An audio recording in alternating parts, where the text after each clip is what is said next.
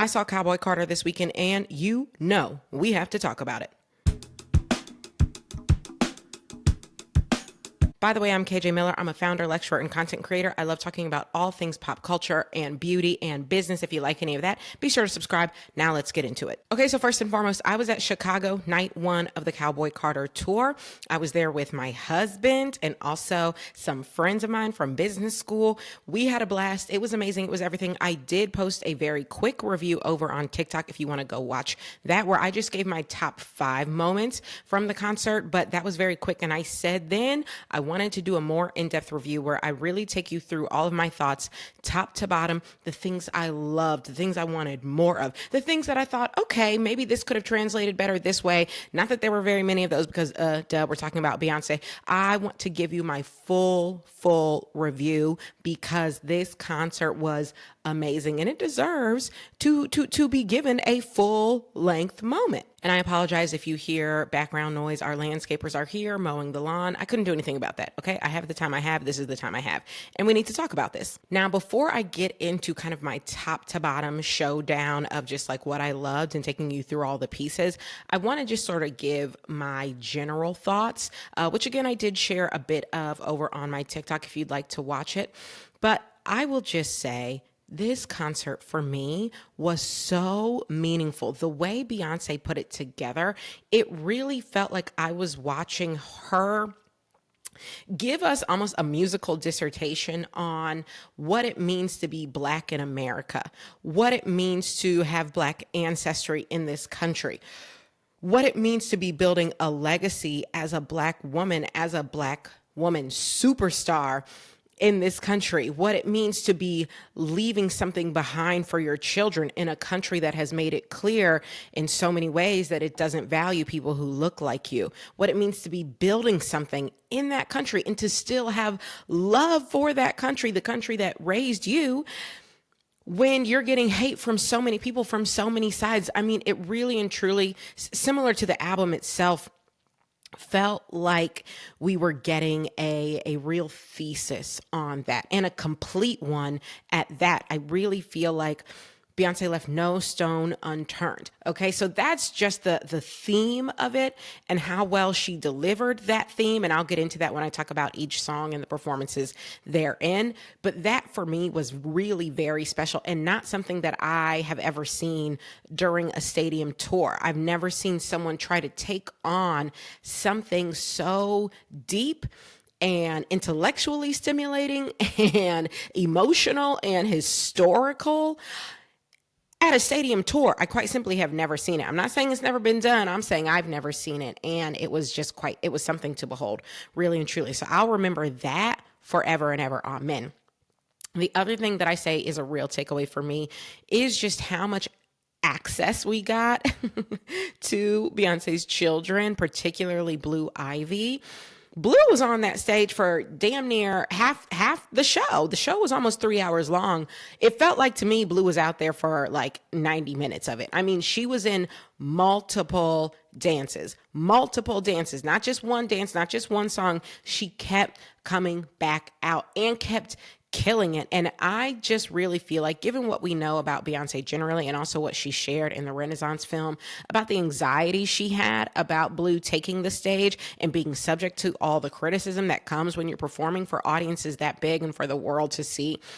To me, the fact that Beyoncé allowed Blue to not only come back and do it again, but come back and do it bigger, says that we as fans, and I made a TikTok about this too, we as fans have proven to Beyonce, we're going to take care of your daughter. We're going to do what we can. Obviously, you're the one actually taking care of her, but we're going to do what we can to make sure that she is truly taken care of. When she's on that stage, she knows she is loved. She knows that we respect her. She knows that we see her talent and we are so proud of her. She can look out onto the audience, into the audience, and see people holding signs specifically for her, not just for Beyonce, because we are a part of the Blue Ivy League, okay? Or the Ivy League, as I've learned we're now calling ourselves.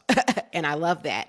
Beyonce saw the way we were there for Blue with the last tour, and I think that gave her a bit of calm, a sense of confidence around bringing Blue back and giving her an even bigger part of the show this tour. I mean, she was literally taking the stage by herself during Deja Vu, that long catwalk, that strut, and then hitting the you know the dance. The point is, so many moments she gave us with Blue, and Blue killed it. And I love that, one, Blue is getting to have that experience, but two, that Beyonce knows, we're going to be there for Blue. We're going to support, we're going to protect. When somebody starts talking crazy online, we're going to come out shooting, okay? Not shooting, okay? YouTube, don't be mad. I don't mean that literally, okay? But we're going to come out metaphorically throwing bows for Blue. I'm happy that Beyonce knows that. That's another overarching thought for me about the tour. The third sort of overarching thought that I want to share is that Beyonce's vocals on this tour were absolutely immaculate. I was blown away continuously, but not more so than when she sang Daughter. Daughter came up, it was like the middle of the set, if not past the midway point. Okay, so she had been singing for a long time at this point when she hit us with Daughter and then gave us the full opera moment. Like, her voice just knows no bounds. And I will say that every time I see her, because it'll be true every time I see her, but it's worth talking about because, and I've made TikToks about this as well, a lot of these girls are not serving vocals in their tours. They are not, or they're giving you moments of vocals, or they're giving you vocals, but they're so like layered behind the backing vocals and the musicians and the backup singers, like that you can hear them, but only kind of. The person I will have to name drop as the prime example of that, in my opinion, is Sabrina Carpenter. I think Sabrina Carpenter has a lovely voice. I really like her voice. But when she's on tour, the vast majority of the clips that I have watched, I think her voice is hidden. It's hidden behind the backup singers. It's hidden behind the backing track. Her mic is on. I can hear that her mic is on, but I can't hear enough of her. And I don't like that. I just personally really dislike that if I'm spending money to go see somebody in concert. And Beyonce always makes sure her vocals are so foregrounded. You're going to hear her. It don't matter how many people are in that band. It doesn't matter how many people are singing backup. She is going to make sure you can hear her sing. And before anybody in the comments says it, yes, I'm aware that Beyonce also will use a backing track as needed when needed. Don't even try and play me like she's out here using a backing track for the majority of the show, or even a bit of the show. Like, the way she uses a backing track is very different from how some of these other girls use a backing track. Very different, okay? Please don't get in the comments and try me.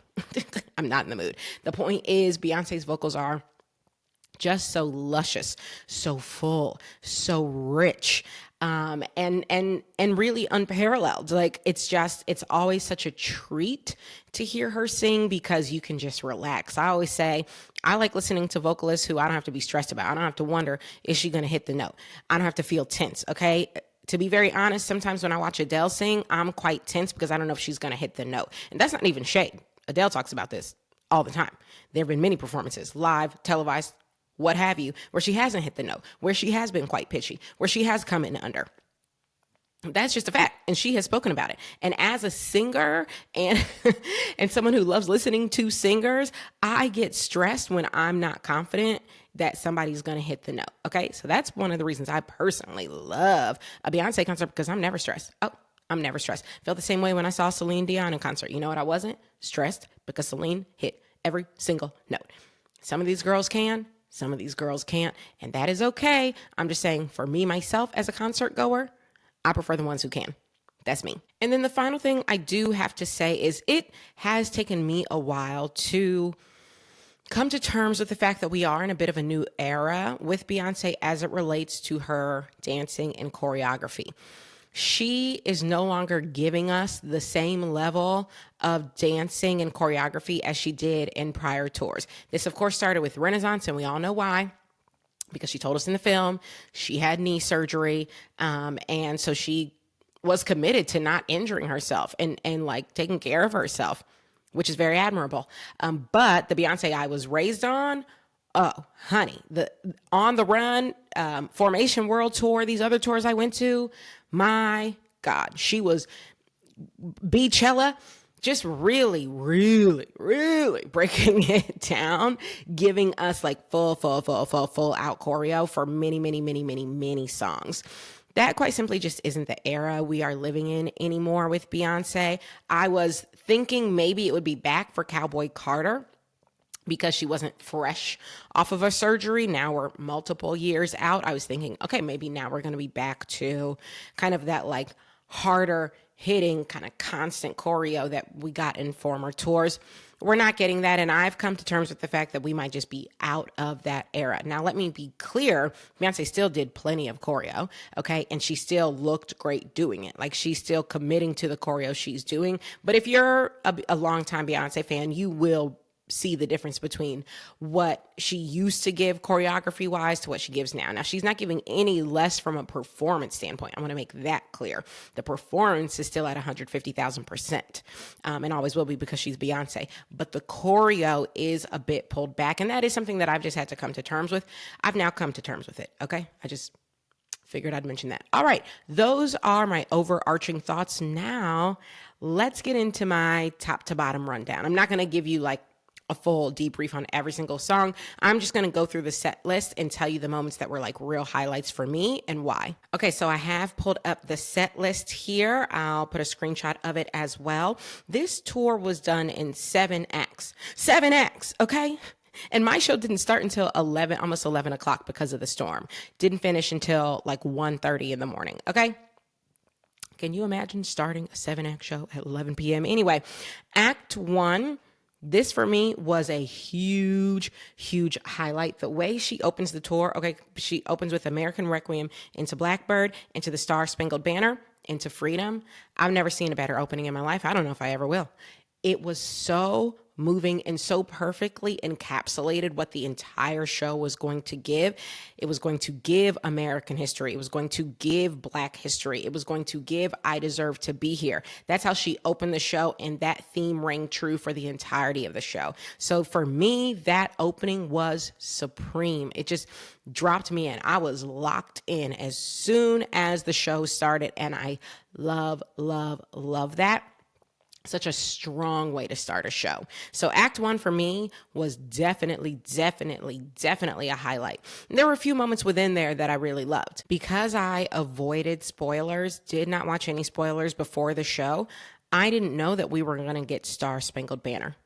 And so I was not expecting that. And it hadn't even occurred to me. Y'all know I like to speculate on how Beyonce is going to open a show, like what a set list is going to be. I like to like think my little thoughts, sometimes post my thoughts. It had not even occurred to me that she might splice in Star Spangled Banner. And so something about that.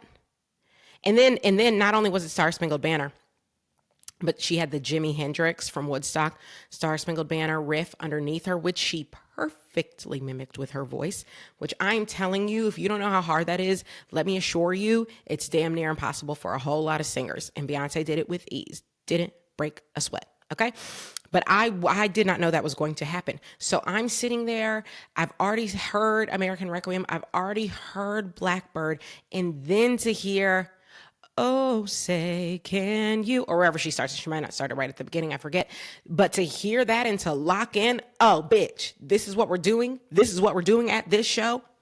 Oh, that was me. Literally, I think I grabbed my husband and I was like, oh my, okay. And then to see the words on the screen, she puts these words on the screen. I'll try and include a screenshot. Never ask permission for something that already belongs to you. That's what she puts on the screen right before it drops into Freedom. And again, my mind is blown because I didn't know that was coming. And it hadn't even occurred to me that she might do that. Do you see the way Beyonce's mind works? I call myself being clever, trying to predict how she would open the show. This was a million times better. That's why she's Beyonce and I'm not, okay? I wasn't prepared. So when that happened and it dropped into bum, bum, bum, bum, bum, oh my God. Again, I'm grabbing my husband. He's probably like, oh, can I watch the show? No, you can't. You can't watch the show because I'm too busy reacting to the show. It honestly just, again, locked in. Oh, okay. This is what we're doing. We're talking about it. We're going there. Loved it. chef's kiss. Then we get to act two. Act two, she's doing America Has a Problem into Spaghetti, into Formation, and she does like a little Western type version of Formation, love, into My House, into Diva. Now, what I will say about this act, number one, the outfit, unreal. The outfit during America Has a Problem, it's like the newspaper bodysuit, basically. You know what, let me pause here and just say, the fashions that Beyonce commits to and gives us and serves and switching it up so regularly, it honestly feels like she's giving a fashion show along with an amazing stadium tour concert performance. The fashions are unreal. I just feel like we're not talking about it enough.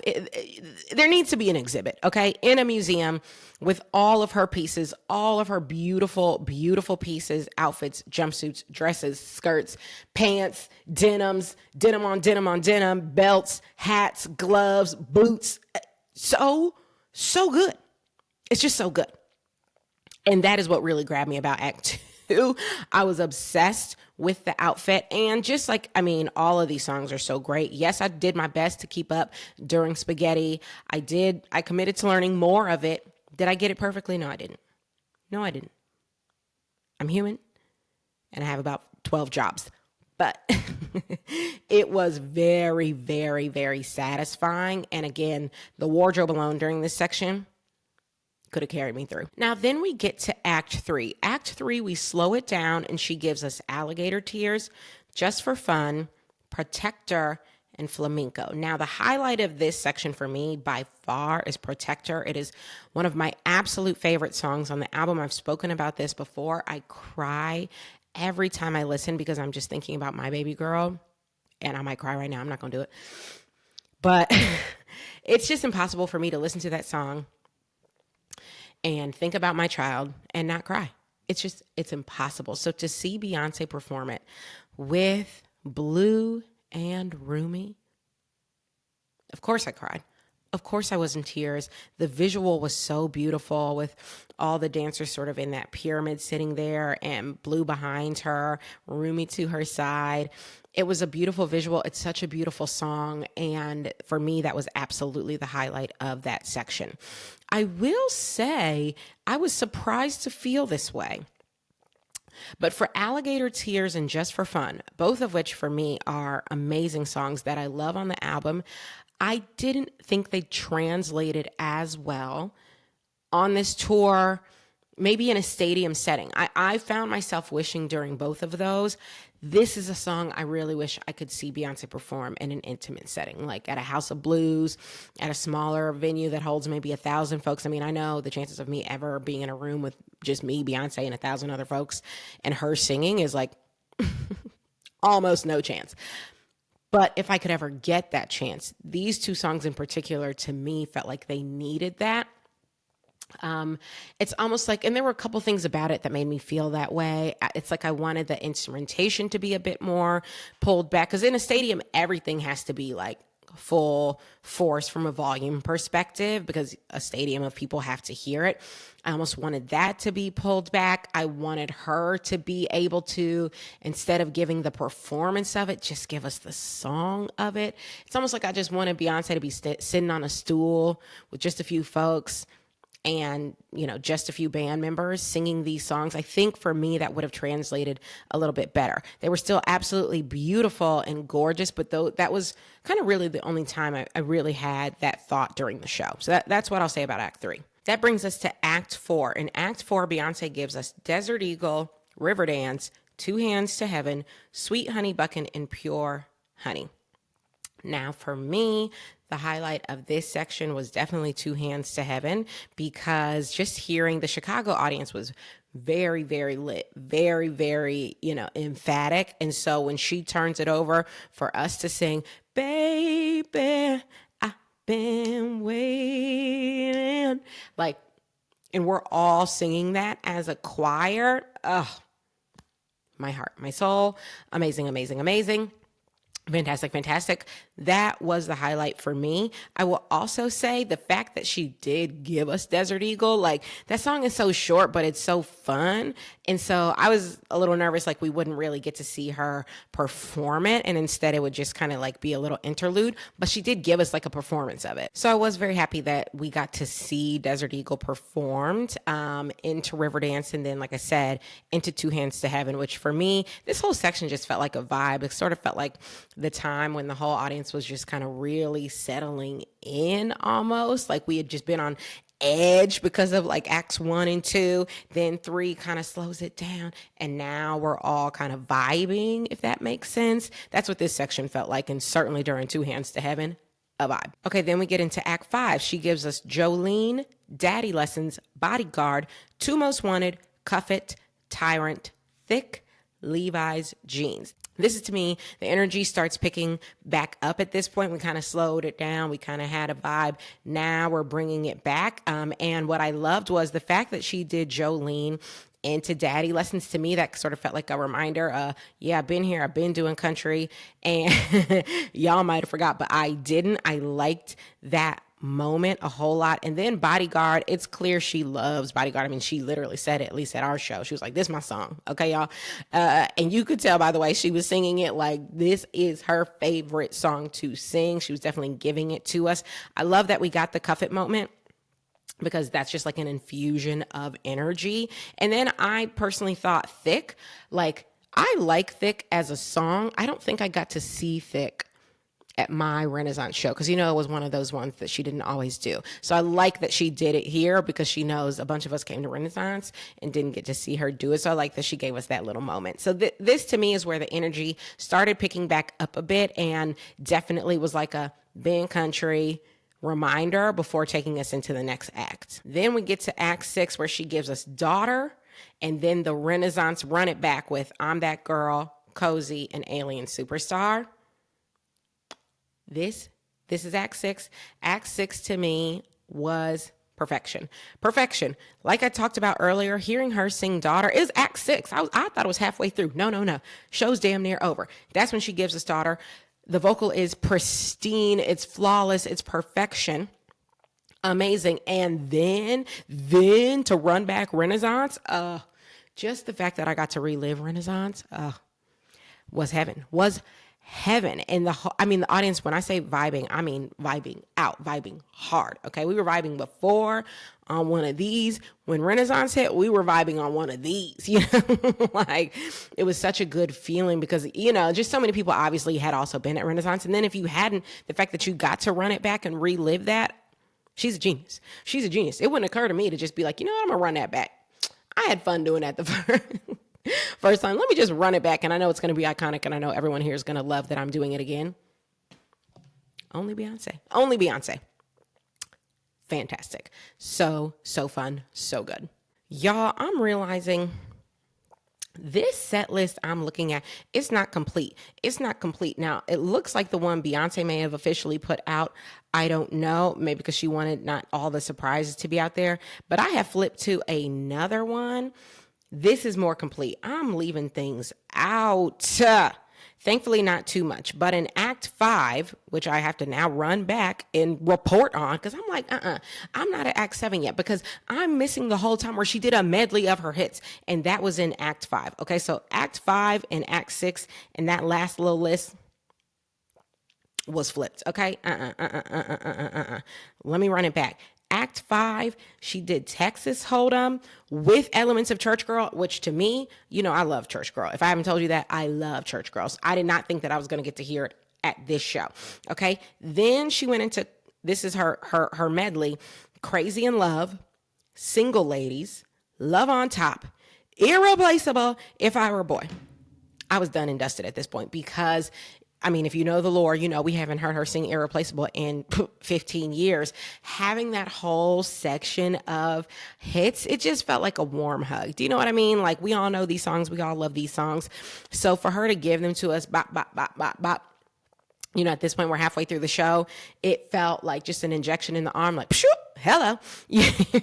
Let me remind you, in case y'all forgot, I'm still Beyonce. Yes, I have all these hits from before. Yes, I have all these hits now. Yes, I'm doing a country album. Yes, I'm covering Dolly Parton. I'm doing it all. I can do anything. I can literally do anything and everything, and I have, and I will. That is what it felt like when I heard these songs. And again, because I didn't see spoilers, I didn't know I was going to get all these. It was amazing. So that was Act 5. Act 5 for me, the whole thing was a huge, huge highlight. Then is Act 6 with Jolene, Daddy Lessons, Bodyguard, Too Much Wanted, Cuff It. And then she does give us, see, the other list ain't say this, she did give us Heated, which took us into Where Them Fans At. And then Before I Let Go. See that other list? Oh, go put that other list out there. The point is, this list right here, this is the right one. Heated and Before I Let Go, those were the real highlights to me from Act 6. The real highlights were when we brought back Heated, and then she hit us with Before I Let Go, the like, we all know we love that section, and it's so great when you hear the audience sing along with it, but so great hearing Beyonce sing it. And she put Frankie Beverly and them up on the screen and basically did a duet with them. Amazing. Loved it. Fab. Fantastic. Highlight. And then we get into Act 7, and that's what she opens up with Daughter. So we're at the end of the show. She's giving us Daughter. Again, vocally stunning. She does that into her Renaissance set, which as I have already covered. I'm That Girl, Cozy, Alien Superstar.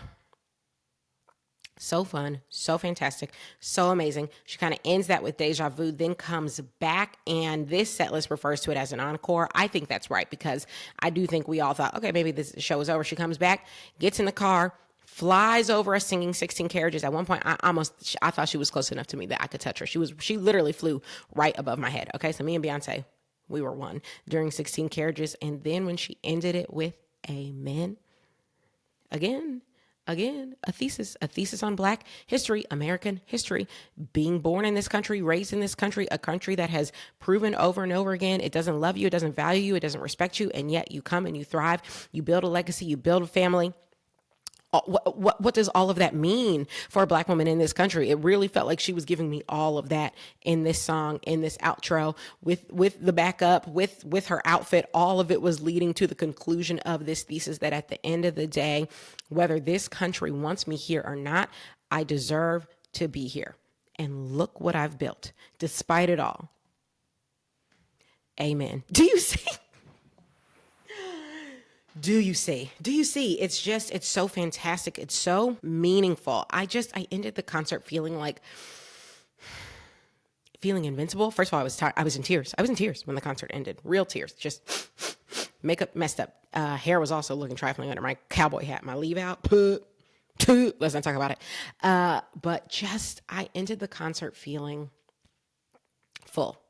Just feeling full and grateful to Beyonce for giving me that experience. I just feel like she's so good at putting to words so many of the feelings around what it feels like to be Black in this country. And if you're watching this and you're not Black, I recognize that you can still love every single thing about Beyonce, and it can still hit you and reach you as deeply, just, in different ways and maybe for about different things. I can only speak to my experience as a Black woman, and I can say for me as a Black woman, she gives words and puts to words so many of the things that I feel in this country, and doing it over country beats and releasing a country music album, reclaiming that also is just such an important lesson for me as I navigate the various journeys I'm on in my various careers and trials and tribulations. It just was so meaningful, so impactful, so beautiful to see. I loved every single minute, and I do have tickets for Atlanta. My husband and I are still trying to decide if we're going to try and make that work or, try and sell the tickets. But I would love to see it again. I really would. So anyway, if you saw the show, let me know what your favorite moments were in the comments, or if you're planning on seeing the show, let me know what you're wearing and what show you're going to. I hope you enjoyed this video. If you did, be sure to subscribe, and I'll see you next time.